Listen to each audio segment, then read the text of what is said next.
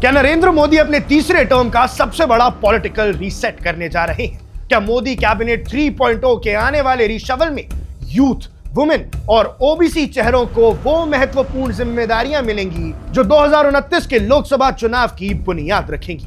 और सबसे बड़ा सवाल, क्या फाइनेंस मिनिस्टर निर्मला सीतारमण और एजुकेशन मिनिस्टर धर्मेंद्र प्रधान की कुर्सी पर अब खतरा है? दर्शकों, आज हम बात कर रहे हैं खास पॉलिटिकल एनालिसिस की और इस वीडियो में हम समझेंगे उस बड़े फेरबदल को जो अब बीजेपी और मोदी जी का कैबिनेट करने वाला है, जिसकी चर्चा इस वक्त दिल्ली के पावर कॉरिडोर्स में सबसे ज्यादा है। मॉनसून सेशन शुरू होने वाला है और उससे ठीक पहले मोदी सरकार अपनी टीम को एक नया रूप देने की तैयारी में है। ये सिर्फ एक रूटीन रिशफल नहीं है, ये बीजेपी का 2029 के लिए एक मेगा पॉलिटिकल ब्लूप्रिंट है। कहानी शुरू होती है 9 जून 2024 से, जब नरेंद्र मोदी ने लगातार तीसरी बार प्रधानमंत्री पद की शपथ ली तो उन्होंने देश को दो बिल्कुल साफ मैसेजेस दिए थे। पहला मैसेज था कॉन्टिन्यूटी यानी निरंतरता का। अमित शाह, राजनाथ सिंह, निर्मला सीतारमण और एस जयशंकर जैसे बड़े मंत्रियों को उनके पुराने पोर्टफोलियोज ही दिए गए।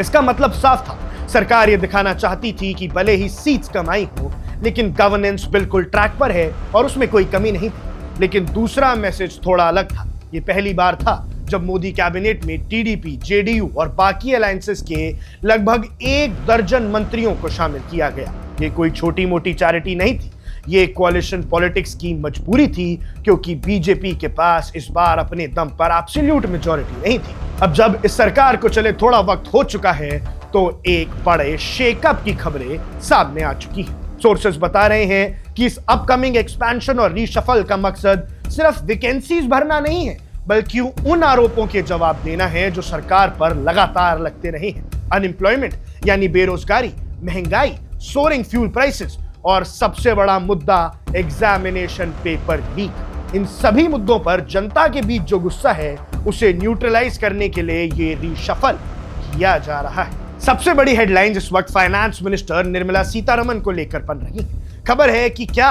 उन्हें फाइनेंस मिनिस्ट्री से हटाया जा सकता है। देखिए, देश की इकोनॉमी को लेकर ऑपोजिशन लगातार एग्रेसिव रहता है, लेकिन नरेंद्र मोदी का ट्रैक रिकॉर्ड है कि वो आसानी से दबाव में आकर किसी को ड्रॉप नहीं करते, क्योंकि इसे इनकॉम्पिटेंस का कन्फेशन माना जाएगा। तो फिर बीजेपी का प्लान क्या है?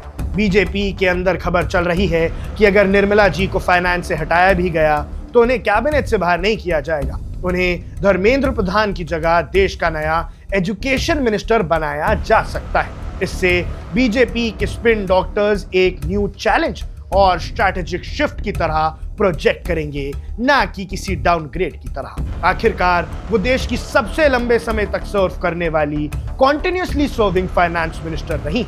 अब सवाल उठता है कि अगर निर्मला जी एजुकेशन मिनिस्ट्री में आती हैं तो धर्मेंद्र प्रधान का क्या होगा?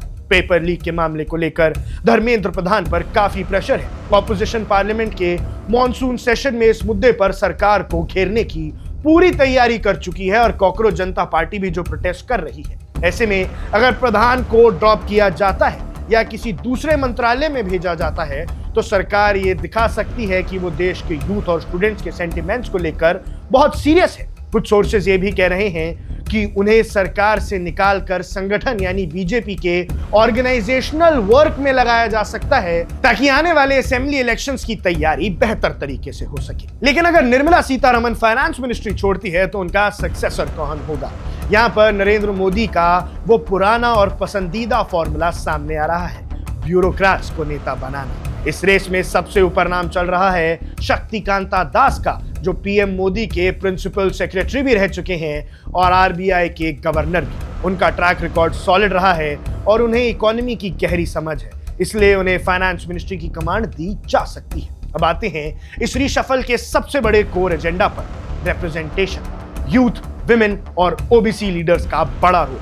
2026 के चुनाव ने बीजेपी को यह समझा दिया कि अगर उन्हें 2029 में दोबारा एक मजबूत सरकार बनानी है तो उन्हें सोशल इंजीनियरिंग पर बहुत ज्यादा ध्यान देना होगा। पहले बात करते हैं ओबीसी लीडर्स की। पिछले कुछ सालों में कास्ट सेंसस और बैकवर्ड क्लासेस के हक को लेकर ऑपोजिशन ने काफी माहौल बनाया है। बीजेपी इस रीशफल के जरिए ओबीसी समाज को एक बहुत बड़ा मैसेज देना चाहती है कि उनका सबसे बड़ा हितैषी मोदी सरकार ही है। यूपी, बिहार, मध्य प्रदेश और महाराष्ट्र जैसे बड़े स्टेट से नए ओबीसी चेहरों को कैबिनेट में बड़ा और क्रूशल पोर्टफोलियो मिल सकता है। दूसरा बड़ा फैक्टर है विमेन रिप्रेजेंटेशन। पार्लियामेंट में विमेन्स रिजर्वेशन बिल पास होने के बाद सरकार पर यह मॉरल प्रेशर भी है कि वो अपने गवर्नमेंट्स में महिलाओं की भागीदारी को बढ़ाए। सिर्फ सिंबॉलिक पोस्ट नहीं, बल्कि पॉलिसी मेकिंग और डिलीवरी बेस्ड मिनिस्ट्रीज में महिला नेताओं को आगे लाया जाए, ताकि आने वाले स्टेट इलेक्शंस और 2029 के चुनाव में साइलेंट वोटर यानी महिलाओं का भरोसा जीता जा सके। और तीसरा सबसे क्रिटिकल सेगमेंट है यूथ।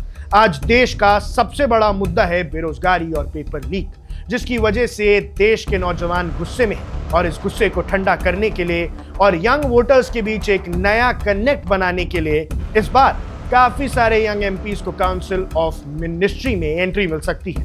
उन्हें ऐसी मिनिस्ट्रीज दी जाएंगी जो सीधे यूथ से कनेक्ट करती है, जैसे स्किल डेवलपमेंट, स्पोर्ट्स और डिजिटल टेक्नोलॉजी। ऐसी मिनिस्ट्रीज युवा संभालेंगे जिसमें युवा का ज्यादा इंटरेस्ट है। इस पूरे रिशफल के पीछे एक और बड़ा साया है, वो है आरएसएस का इन्फ्लुएंस। खबर है कि इस बार संघ के साथ मशवरा काफी गहरा हुआ है। बीजेपी अपनी आइडियोलॉजिकल रूट्स को और मजबूत करना चाहती है और साथ ही साथ उन्हें सभी लैप्सेस को ठीक करना है जो पिछले चुनाव में सामने आए थे। 2024 में जो हुआ वो 29 में दोबारा नहीं होने देंगे। तो कुल मिलाकर कहानी यह है कि मोदी कैबिनेट 3.0 का ये एक्सपेंशन सिर्फ एक रीशफल नहीं है, ये पूरा रीसेट बटन है। एक तरफ गवर्नेंस की कंटिन्यूटी को मेंटेन रखना है, दूसरी तरफ एलाइज को खुश रखना है और सबसे बढ़कर देश के युवा, देश की औरतों और ओबीसी पॉपुलेशन को यह दिखाना है, ये याद दिलाना है कि सरकार उनके साथ खड़ी है। मॉनसून सेशन शुरू होने में बस कुछ ही दिन बाकी है और ये देखना काफी दिलचस्प होगा कि जब पीएम मोदी अपनी नई टीम के साथ सामने आएंगे तो उसमें किसका प्रमोशन होता है, किसका डिमोशन, और कौन नए चेहरे दिल्ली की राजनीति का नया पावर सेंटर बनते हैं। आपको क्या लगता है, क्या निर्मला सीतारमण को फाइनेंस मिनिस्ट्री से हटाना सही फैसला होगा? और क्या नए ओबीसी और यूथ लीडर्स के आने से सरकार की इमेज बदल पाएगी? जो भी आपकी राय हो हमें कमेंट सेक्शन में जरूर बताइएगा। अब देख रहे हैं वन इंडिया, मैं हूं आकुश Kaushik.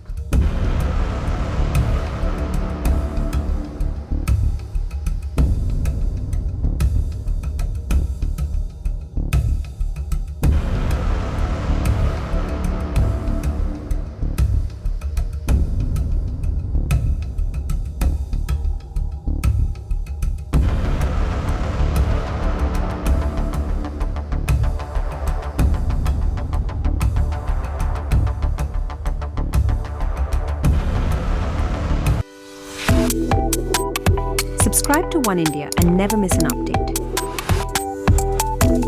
Download the One India app now.